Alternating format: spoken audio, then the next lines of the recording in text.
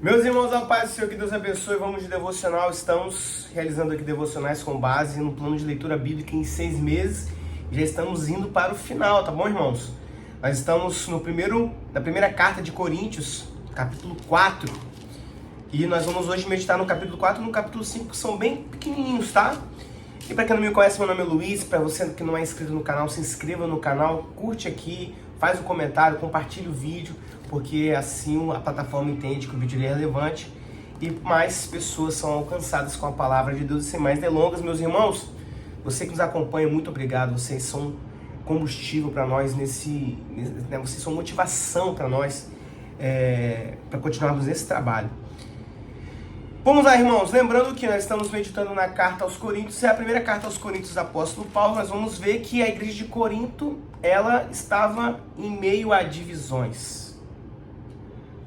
Vamos ver que no capítulo 1 de Coríntios, e o Sunamita já fez esse devocional, mas é bom destacar que o apóstolo Paulo vai falar sobre a questão da divisão das igrejas, tá? O versículo 3 do capítulo 1 fala o seguinte: está Cristo dividido? Foi Paulo crucificado? Ou foste vós batizados em nome de Paulo? Irmãos, nós servimos a um Deus. Infelizmente, nós percebemos que em muitas igrejas há esse espírito de divisão. E aonde há divisão, o Senhor não está presente, irmãos. Isso é obra da carne. Dissensões é obra da carne, tá? Não é obra do Espírito. Mas eu tenho que introduzir isso para nós falarmos acerca do que estava acontecendo, porque algumas pessoas falam bem assim: porque eu sou de Apolo, porque eu sou de Pedro, eu sou de Paulo, eu sou de Jesus, né? Então, ou seja, as pessoas acabavam escolhendo um pregador preferido e ficavam seguindo esse pregador. Só, irmãos, que esses pregadores, eles levam a palavra de Deus, tá? Nós devemos observar os ditames da palavra de Deus. O capítulo 4 ele inicia assim: apóstolo Paulo conclama os coríntios a considerarem os ministros do Senhor como dispenseiros dos mistérios de Deus.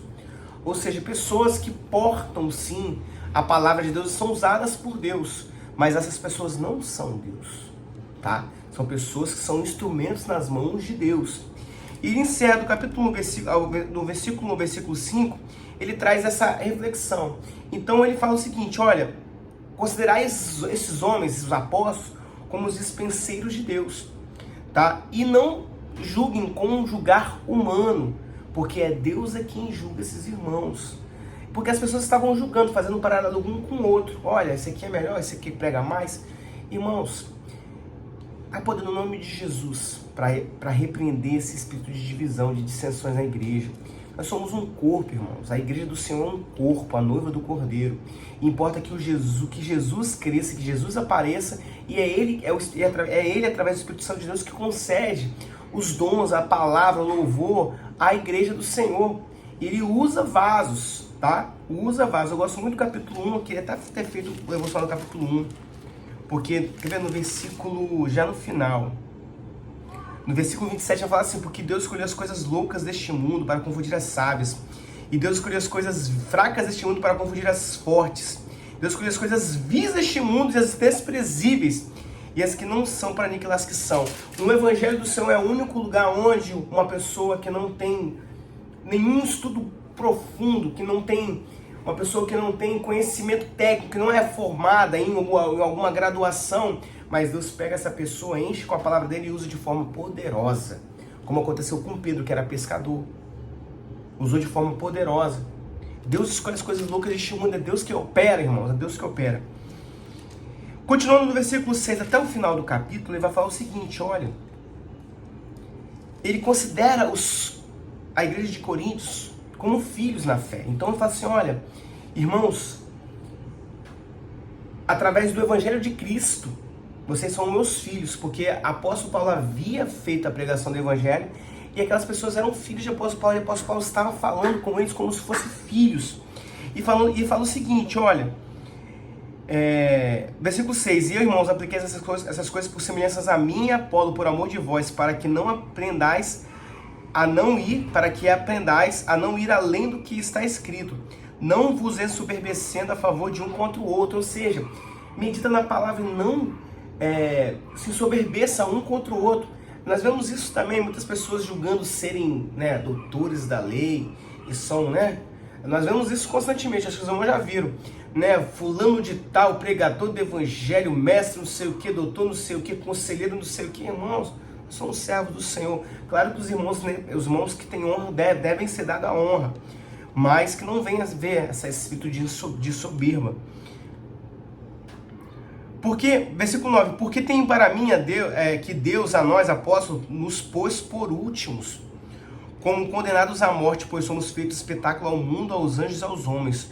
Nós somos loucos por amor de Cristo, e vós sábios em Cristo, nós fracos e vós fortes, vós ilustres e nós vis. Ou seja, esses dispenseiros de Deus, esses ministros de Deus, apóstolo Paulo se colocou como o último, e não como o principal, não para ele aparecer, irmãos. E apóstolo Paulo tem razão nisso, por quê? Porque, irmãos, quando nós estamos servindo ao Senhor, nós somos servos. E o servo que procura o episcopado, ele sim, ele é ministro. O ministro vem de servo, de servir, tá? Então ele é servo, ele não é o principal, ele não é a estrela. Ele não é a estrela. Então, ou seja, então ele serve ao rebanho do Senhor. E aí fala no versículo 12, e nos afadigamos trabalhando com nossas próprias mãos, somos injuriados e bendizemos, somos perseguidos e sofremos. O ministro do evangelho sofre, ele sim, ele sofre blasfêmia, sofre injúrias, sofre perseguição. E o versículo 13 fala o seguinte, somos blasfemados e rogamos até o presente, temos chegado a ser como o lixo deste mundo e como a escória de todos. Vê que o apóstolo Paulo nos coloca uma condição de último, não de primeiro. E as pessoas disputando para ver quem seguia quem, esquecendo do Senhor. Irmãos, nós não devemos seguir a pregadores, nós devemos seguir a Jesus Cristo e não se ensoberbecer com o aprendizado da palavra, tá? E não disputar a palavra, e não criar divisão com o disputa da palavra. Pelo contrário, devemos ser humildes, como Jesus foi.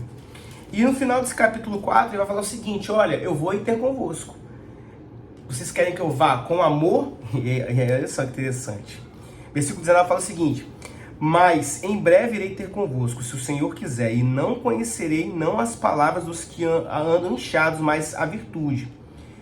Versículo 21, que quereis? E irei ter convosco com vara ou com amor e espírito de mansidão. O apóstolo Paulo estava um pouco chateado, ele já estava disposto ao quê? A usar a vara da correção do pastor, mas ele também estava disposto a corrigir com mansidão. Glória a Jesus. Capítulo 5, o apóstolo Paulo vai exortar os coríntios sobre a impureza da igreja de Coríntios. Porque aconteceu uma situação em que, olha só, versículo 1 do capítulo 5 fala o seguinte, geralmente se ouve que há entre vós, se ouve, tá? Ele escutou que há entre vós fornicação e fornicação tal. Fornicação é sexo entre solteiros ou solteiro e o casado. O solteiro comete fornicação. Qual nem ainda entre os gentios, como é haver que abusa da mulher de seu pai. Ou seja, né, o enteado tendo relações com a mulher do pai. O filho, né, tendo relação com a mulher do pai, né? Ou seja, a mulher com o enteado, né? E, irmãos, e foi permitido isso. Essa situação não foi corrigida na igreja de Corinto. E o apóstolo Paulo fica indignado com essa situação. Senhor, como é que vocês permitem uma coisa dessa? Não é permitido isso dentro do rebanho do Senhor. Não é possível. Versículo 5 é muito forte.